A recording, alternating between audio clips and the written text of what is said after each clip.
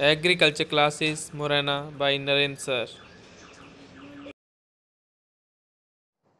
नमस्कार दोस्तों, मैं नवीन सिंह एग्रीकल्चर क्लासेस मुरैना से आपका एक बार फिर से स्वागत करता हूं।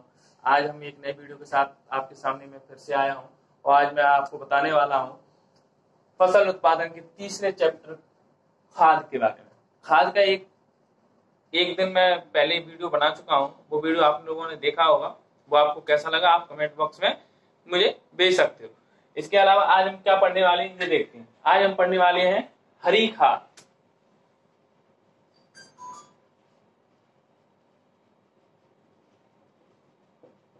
आप लोग सोच रहे होंगे हरी खाद क्या होती है, तो वो आपको मैं बता देता हूँ। भूमि की उर्वरा शक्ति को बढ़ाने के लिए, यानी मिट्टी की अच्छी उर्वरा शक्ति को बढ़ाने के लिए हम क्या कहते हैं, दलहनी तथा अदलहनी। दलहनी मतलब दाल वाली फसलों को, अदलहनी में बिना दाल वाली फसलों को भली भांति उगाकर हरी अवस्था में ही क्या करते हैं, खेतों में जोत देते हैं और जोत कर उनको अच्छी तरीके से सड़ाने का कार्य करते हैं। जब सड़ने के पश्चात जो खाद तैयार होती है उसको ही हम क्या कहते हैं, हरी खाद कहते हैं। तो आप दोबारा से मैं फिर आपको बता रहा हूं, भूमि की उर्वरा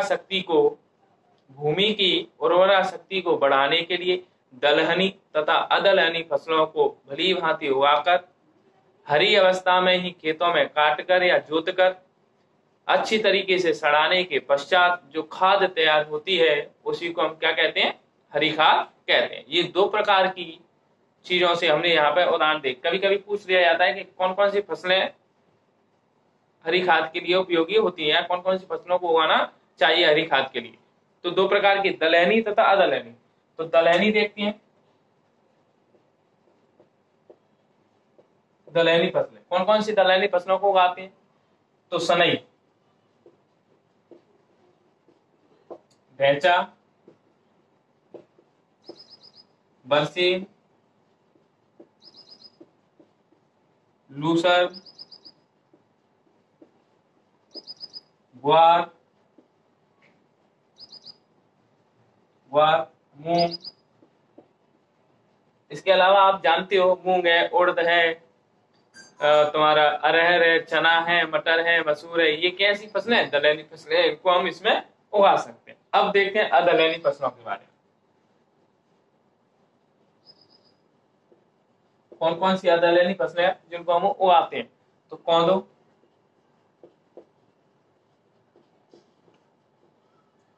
कुटकी, रागी, जौ इत्यादि।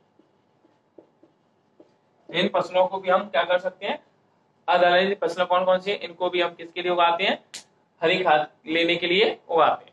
एक बार फिर से देखते हैं हरी खाद किसे कहते हैं।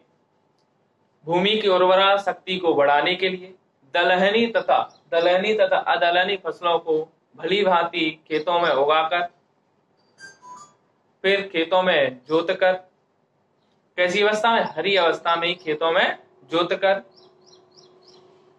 और उसको अच्छी तरीके से सड़ाने के पश्चात जो खाद तैयार की जाती है उसको हम क्या कहते हैं, हरी खाद कहते हैं। अब हम देखेंगे कि ये तो होगी परिभाषा और कौन कौन सी फसलें हमें उगानी चाहिए, इसके बारे में ये हो गया। अब इसके बाद हमें इसके लाभ क्या होते हैं वो देखने हैं कि भाई इससे लाभ क्या होगा। अगर हम हरी खाद खेतों में डालते हैं तो उसका क्या लाभ है, उन लाभों को हम क्या करते हैं, देखते हैं। ठीक है,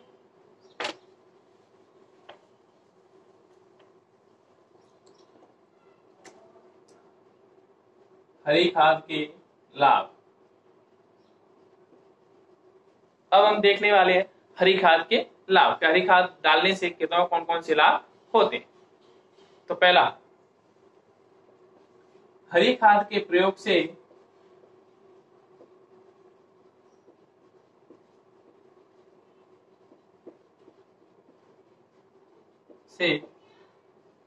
खेतों की उपजाऊ शक्ति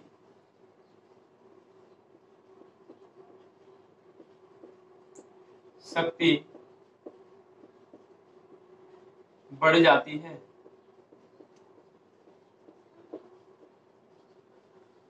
हरी खाद अगर हम खेतों में डालते हैं तो खेतों में हरी खाद डालने से उसकी जो उत्पादन शक्ति है वो कैसी हो जाती है, बढ़ जाती है। दूसरा, हरी खाद देने से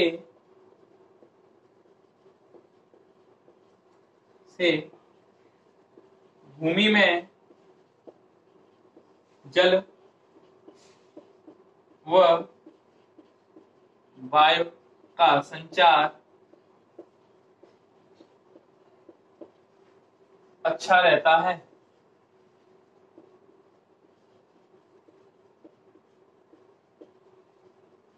अच्छा रहता है। दूसरा पॉइंट, हम दूसरा लाभ क्या है हरी खाद देने से? अगर हम खेतों में हरी खाद देते हैं तो जो भूमि में जल व वायु का जो संचार होता है वो खराब ना हो जाए, इसके लिए हम क्या करते हैं, अगर हम हरी खाद देते हैं तो उससे जल व वायु का संचार कैसा होता है? अच्छा बना रहता है। नंबर 3, मृदा की जल धारण क्षमता बढ़ जाती है।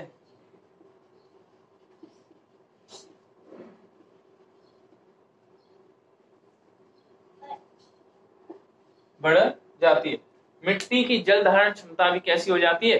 बढ़ जाती है। अगर हम खेतों में हरी खाद देते हैं तो हरी खाद देने से तीसरा लाभ क्या है? मिट्टी में ज्यादा पानी को सहन करने की क्षमता बढ़ जाती है, यानी हरी खाद से मृदा की जल धारण क्षमता में वृद्धि हो जाती है। नंबर 4,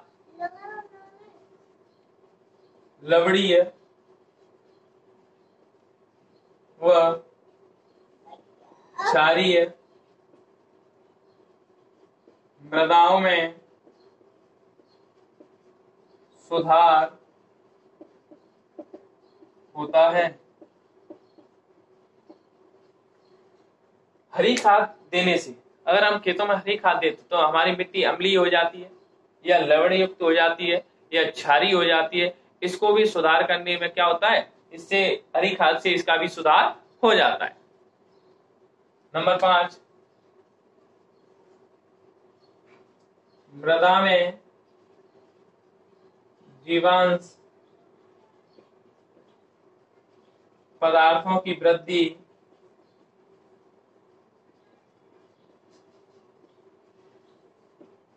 हो जाती है। मिट्टी में हरी खाद के प्रयोग से मिट्टी में जो जीवांश पदार्थ होते हैं उनकी वृद्धि होती है। जीवित अंश, जीवित पदार्थ होते हैं, जीवांश पदार्थ होते हैं, वो कैसे हो जाते हैं? उनकी वृद्धि होती है, जो फसलों के लिए कैसे होते हैं? लाभदायक होते हैं। दोबारा से हम देखते हैं हरी खाद के लाभ। हरी खाद का पहला लाभ क्या है कि भाई हरी खाद का प्रयोग करने से फसलों की, जो खेतों की उपजाऊ शक्ति कैसी हो जाती है? बढ़ जाती है, या यहाँ पे हम कह सकते हैं कि फसलों की पैदावार भी बढ़ जाती है। दूसरा, हरी खाद देने से भूमि में जल व वायु का संचार कैसा बना रहता है? अच्छा बना रहता है। यानी अगर हम खेतों में हरी खाद देंगे तो भूमि में जल व वायु का संचार कैसा होगा? अच्छा रहेगा, जिससे पौधों की जड़ें ज्यादा गहराई तक जाएंगी और पोषक तत्व लेकर आएंगे, जिससे पौधा कैसा होगा? अच्छा बना रहेगा। तीसरा, मृदा की जल धारण क्षमता में वृद्धि होती है, बढ़ जाता है। मिट्टी की जो पानी को सहन करने की जो क्षमता होती है, जल धारण क्षमता होती है, वो कैसी हो जाएगी? बढ़ जाएगी। तीसरा, लवणीय या अम्लीय तथा क्षारीय मिट्टियों को सुधार होता है। या लवणीय या क्षारीय मिट्टियों को सुधार होता है अगर हम खेतों में हरी खाद देते हैं। मिट्टी में जीवांश पदार्थों में भी वृद्धि होती है, यानी मिट्टी में जो जीवित जीवांश पदार्थ होते हैं इनकी क्या हो जाएगी? वृद्धि हो जाएगी। तो ये होते हैं हरी खाद के लाभ। अब हम देखते हैं कि भाई हरी खाद के क्या है लाभ के साथ साथ कुछ हानियां भी हैं, तो उनके बारे में भी हम देखेंगे। लाभ तो ये हमें समझ में आ गया, बता दिया मैंने आपको। अब इसकी हानि भी बताएंगे, हरी खाद से कौन कौन सी हानि होती है, जो आपके लिए क्या दिक्कत रहेगी हरी खाद देने के लिए।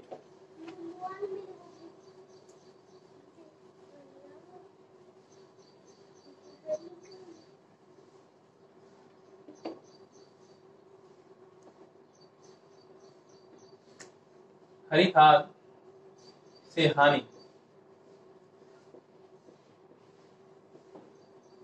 हरी खाद से क्या हानि होती है वो हम देखते हैं, ठीक है। तो पहला पॉइंट,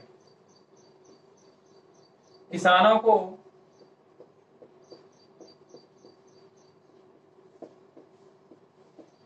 हरी खाद देने का वैज्ञानिक ज्ञान नहीं है। सबसे पहली बात तो यही है कि जो हमारे भारत के जो किसान हैं, ज्यादातर जो किसान है भारत के, उनको वैज्ञानिक विधि से हरी खाद देने का ज्ञान नहीं होता है। ठीक है, तो ये सबसे बड़ी समस्या है। दूसरा,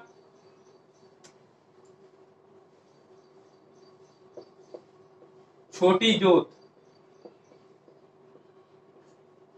होने से केवल सब्जी व अनाज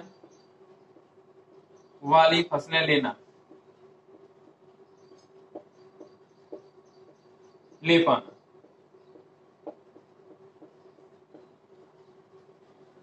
दूसरा पॉइंट, दूसरी हानि यह है कि भाई हमारे देश में किसानों के पास कम भूमि यानी कम आकार होने की वजह से हम उसमें सिर्फ क्या कर सकते हैं, सब्जियां कर सकते हैं खाने पीने लायक, या उसमें कुछ अनाज उगा सकते हैं। ज्यादा बड़ी जोत नहीं होने की वजह से किसान हरी खाद नहीं अपनाता है। तीसरा पॉइंट,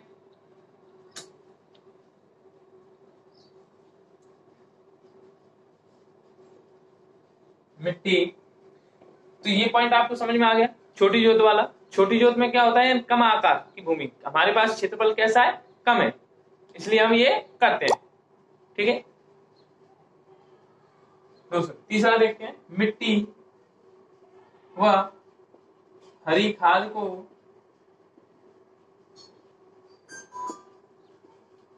पलटने के लिए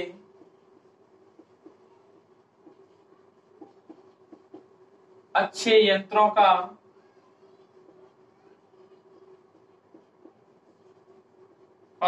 न होना।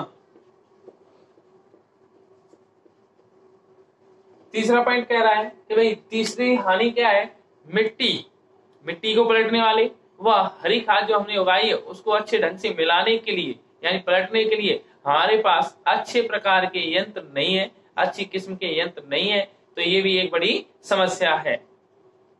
नंबर 4,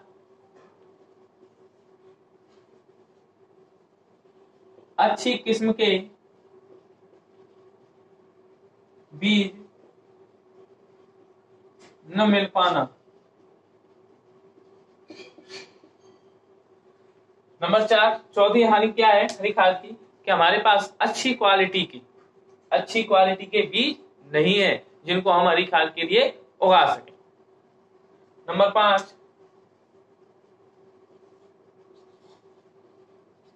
किसानों की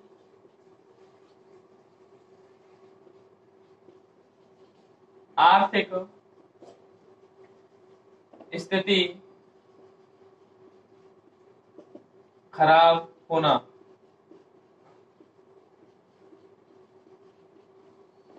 हमारे देश के किसानों की आर्थिक स्थिति का खराब होना, यानी हमारे देश के जो किसान है उनकी आर्थिक स्थिति कैसी है, खराब है, इसलिए वो इसको अच्छे ढंग से नहीं कर पाते हैं।